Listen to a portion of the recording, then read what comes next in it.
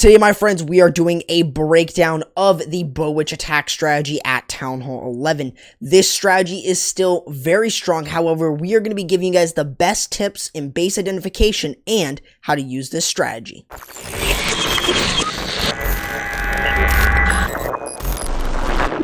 So that's right, guys, we are going over Bowitch within this video. So what are the things that you need to understand about this strategy to really use it? Well, in this video, we're going to be going over different base identification skills, as well as what we're going to be doing is just learning how to use this strategy. Now, of course, this strategy is not hard at all. However, what you need to understand is going to be that this strategy works a lot better when you're using a siege barrack or even using a stone slammer.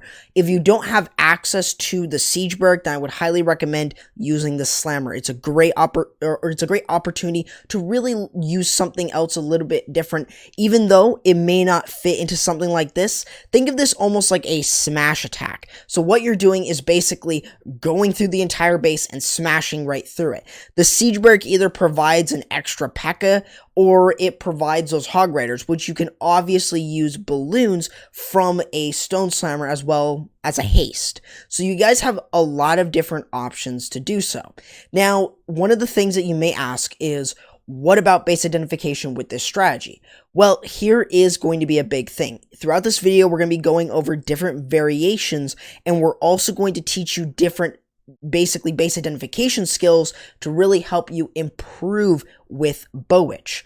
So on this base design right here, the biggest thing I want you guys to really take a look at is the Infernos. Notice that we're using 2 golems. This is really more than enough that you're going to need, maybe even 3 golems, very much depending on the base. But what you want to do is you want to use a quad quake and jump or a double jump. This is going to depend on the base. So quad quake here and then a jump on the back end is usually going to be more preferred. The reason that we want to use a quad quake is if we really take a look and zoom in onto here, I want you guys to count the tiles from here all the way to here. There are 8 or basically that amount of tiles. There's 10 tiles there that we're going to open up using that quad quake, meaning that that is where we should be using our quad quake. So that is going to be extremely important. Outside of this, what we're doing with this attack strategy is what is basically like any Bowitch strategy. So what we're going to do is we are going to see a funnel being created on one side of the base using a couple witches. And then what we're also going to be doing is, again, making sure that we're using the witches here to create the other side of the funnel too. So we're using the witches primarily on both sides to get some sort of funnel made on both sides. So our pathing here, our funneling, should be kind of like this when we're entering into the base with our bowlers and our heroes. We don't want them to go on the outside. We want them to stay on the inside for the most part, meaning that we want to make sure that we are keeping some of the witches, some of the bowlers, the P.E.K.K.A., and the heroes, of course, in the base getting through. Now, of course, we're dealing with a enemy CC. However, it's not too bad when it's something like an ice golem and balloon. It's not really too big to worry about, but whenever it's a CC, you got to poison it. So you got to make sure that you're doing that. Now, one thing I will say before I want to pause it here just so I can catch you guys up. The use of the jump spell here is getting us not, over to this compartment, but what it's doing is getting us to this multi-inferno and to the Eagle Artillery. We want to make sure that we are taking those buildings out, even if it's later on, which is the reason why we're using the jump spell on the back end. Now, on top of this, you want to use that Grand Warden's ability early, especially when you're entering into the base and when you're going through that first volley of eagle shots. So keep that in mind when you are using this strategy. Outside of this, though, you can see how easy this strategy really is. Most of it is spam. And of course, you are going to have the golems on the outside of the base in order to really help you get through. And just making sure that you're able to get down the defenses like the Infernos, the Eagle, those are always going to be extremely helpful. And then, of course, definitely making sure that you can get through the rest of the base with cleanup is always going to be important as well. Now, the Hog Riders from the Clan Castle are definitely going to be another very important thing to talk about.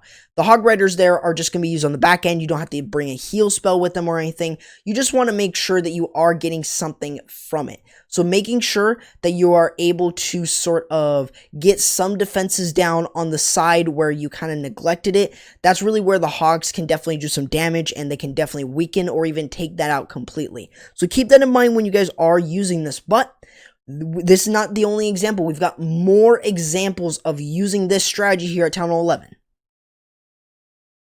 The next example that we have here for you guys is going to be using this against a ring base. Ring bases are actually a lot easier to use this, as what I want you guys to really take a look at in the base is going to be lanes. So this is really important because this really will determine on the right base for this. So when you're using this against ring bases, you want to really quickly take a look at how the base is basically designed. And you can see from here is that on the lanes on both the right and on the left side, what we've got here is both areas for the bowlers and for most of the witches to go. So we've got basically two areas that we want them to go over. What this means is this leaves the center area for us to deal with the heroes. So we want to use the heroes to take care of the eagle and the infernos, basically clearing out that section. So what this means is we have 3 lanes and we want the heroes to go in the middle. Very similar to something like a witch slap. For those of you who use that Town Hall 9 and maybe at Town Hall 10, very similar. You want to make sure that you are allowing your heroes to go right through the core. They're going to take down the multis, then they're going to take down the eagle as well. So that's definitely something very important. Now you may also wonder, what if the eagle was on the opposite side? Well, again, you can just use a jump. So you'll see from what the attacker's doing here is that what we're doing is we're using super wall breakers to break us in here and the other areas on the sides. That way we have our lanes all set up and then we can send everything right through. Again, though, we want to deal with the enemy CC, so you'll see it's lurable. So what this means is we are going to use something to lure it out, something a little bit tankier. So a giant here is a great option to allow us to have that tankage. So the giant being used is a great option to allow us to basically create that side of the funnel. So now what this means is we can go through this base a little bit easier by just doing this. Now, of course, he does drop the poison a little early, but he will be dropping in the entire sort of attack going in. So we've got the witches on one side, we've got the witches on the other, and we've got the super wall breakers going into those 3 channels. Now we've got our entire thing going in. Now, I'm sorry, though, with all the pausing and stuff, I'm not sure what is going on with this, but just know, it's not my fault here. But you can see that everything is going in, and notice how what's going on here is as everything moves through, it's not really obvious, but you'll see that the lanes are going to start forming. This is really when we should be popping the Warren ability, making sure that everything is driving in. On top of this, what you can see from here is we use the quad Quake first. We use the quad Quake to open us from the Eagle compartment all the way over to the Town Hall compartment. This now gives us access to the multi-infernos that we definitely want to get. Now, what if both of those were on single? Well, you wouldn't really need to worry because single target infernos are definitely a lot easier to hit with this strategy than multi-inferno. So that is the reason why against multis is the reason why you want your heroes to go into the base. Outside of that, though, you can see from the outside of here that you're just going to easily take care of this. Now, of course, you can also bring a heal spell for your Hog Riders, which is something I didn't mention in the previous example, but it's definitely something that you guys can try out and do. Outside of this, though, you can really see why you need to set it up into lanes. The heroes go through the middle, and the bowlers and the witches go on both the left and the right side. That really gives you guys a little bit of a better idea when you guys are searching for the right base design, but this gives you guys another really unique option in terms of using this with the against ring bases. This time, what you are seeing here is going to be basically using giants. So this is your standard GiBowitch. However, we're not using the wall wrecker here. We are actually using the siege barrack. Again, we're using the siege barrack within this entire thing, but we're not using any of the wall wrecker. The reason that we're not using the wall wrecker is, again, we don't want our bowlers and our witches to really get into one area and then the splash damage really hammers down on them. So we want to make sure that what we're doing is we're allowing everything to move in. Either that's by either using a double jump or by using a quad quake and jump. That's going to really allow us to get through. So if you guys have made it this far in the video, remember to leave a like and subscribe for those of you who want to see more Clash of Clans and more strategies and in-depth content. So from this base here, what you really guys need to make sure that you're doing is really understanding where the infernos are. So you really want to take your time on really looking at where these buildings are, because that's going to be extremely important. So if they're on one side like they are right here, we want to make sure that we are then being able to send our witches here, everything's driving into the base. And then what we're going to do against this eagle is we have 2 skeleton spells, which we can use easily against the lone against that lone eagle artillery. And that's going to allow us to clear through that section of the base. So all we're going to have to do here is, of course, we can use the siege barrack to create one side of the funnel. It's a great funneling siege machine, so it's definitely something that I would recommend. But you'll see that what we're doing is we're spamming in our giants, spamming in our witches, spamming in our bowlers. That's really all it is. And this is like your standard giant bowler or giant Bowitch attack strategy. So for those of you looking for giant Bowitch, here you go. So you'll see that what we're doing is something a little bit different. Again, remember, we are not using them in a straight line. Again, if we were using them in a straight line, we would get to this eagle and we wouldn't really need the skeleton spells. So what we're doing is we're doing something a little bit different. So for those of you who are saying the skelly spells are useless, if you're seeing bases where the eagle artillery is alone and there's not many defenses surrounding it, then using a skelly spell or 2 is never a bad option with this. I've seen it countless times. And on top of this, you'll see that we have the jump right here and a jump right here with the warden protecting everything there. And what that allows us to do is basically have them go into here. We're having them go in here. So we're having them go into 2 different lanes. So we're kind of splitting the base up here.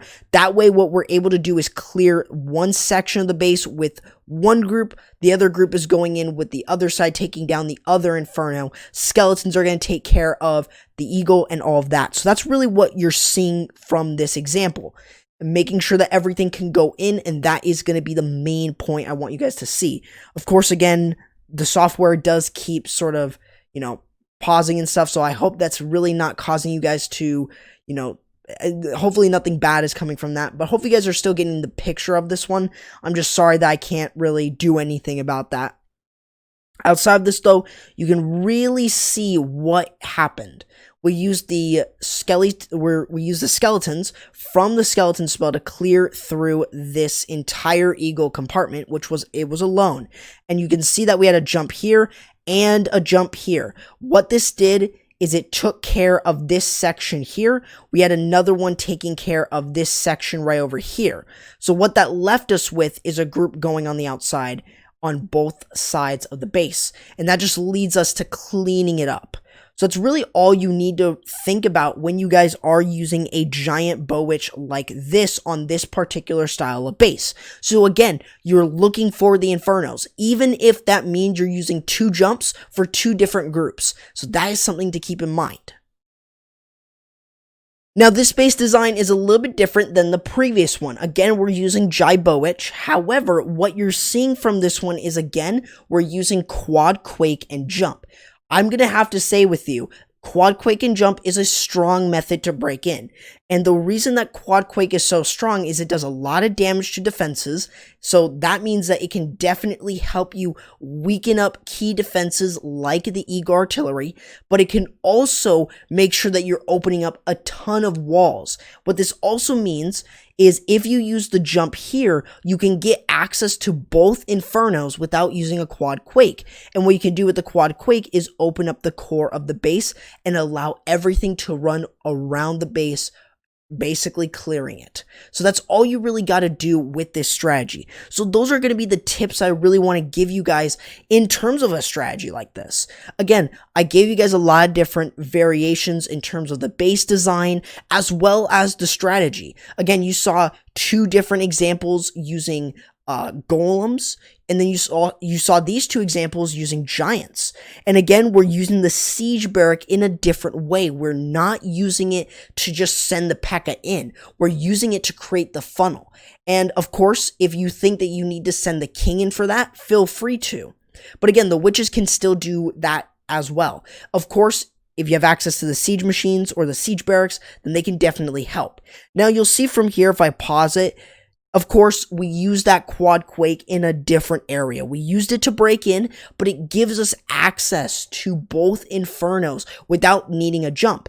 And then the jump spell gives us access to the rest of the base, which is extremely important. That is exactly what you really need to do with this strategy. So my tip to you is getting down the Infernos. Infernos are your #1 defense to look at. All throughout this entire example, you saw for the most part, the attacker was attacking to those Infernos. Against ring bases with the Infernos in the base, you want to make sure that you are going ahead and using the heroes to take that out, if they are in the center of the base. If they were on an anti-3-star, then making sure that you are sending the entire Bowitch right into where those Infernos are is huge. Taking those out is first priority. After that, basically taking down the Eagle is next, and then taking down the rest of the base. That's really all this strategy is. So, hopefully you guys learned something from these tips. I wanted to make sure that, we were not really zooming in all too much, and even if we were, it was just in game. So hopefully that you guys really got something from this video, making sure that you're kind of really taking something away from this one. So, if you guys did, remember to leave a like, and also feel free to subscribe and hit the notification bell if you guys are new for more Clash of Clans content, more strategy, and more in-depth breakdowns. On top of that, feel free to go ahead and join my community Discord server. I post a lot over there. I'm pretty active on there. I can help with your attacks and stuff like that, or even just hang out. Definitely, it's a good place, so remember to join my community Discord server.